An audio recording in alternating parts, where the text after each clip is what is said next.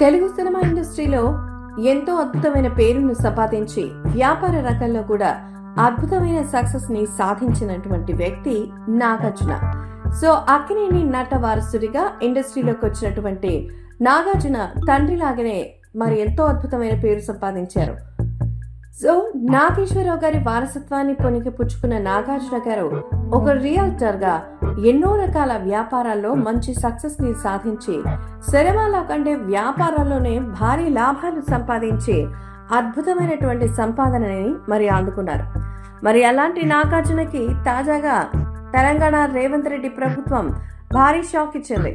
తనకి లేటెస్ట్ గా నిర్మించుకున్నటువంటి convention centre ని హైడ్రా అధికారులు అది ఆక్రమిత ల్యాండ్ అని చెప్పి అక్కడ కూల్చివేసిన సంగతి తెలిసిందే. సో దీనివల్ల ఆయనకి 100 కోట్ల నష్టం ఏర్పడింది.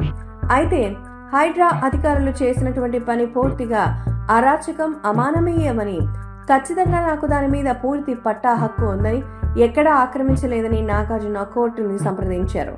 అయితే ఇంత రాద్ధాంతానికి కారణం రేవంత్ రెడ్డి. సో రేవంత్ రెడ్డి మరి అందరికీ ఎక్కడా కూడా ఎవరు ఏమిటనే ఆలోచించకుండా నిర్ణయాలు తీసుకోవాలని, ఆక్రమిత ల్యాండ్ అని అనిపిస్తే దాని పర్మిషన్ కూడా అవసరం లేదు, నోటీసులు కూడా ఇవ్వాల్సిన అవసరం లేదు.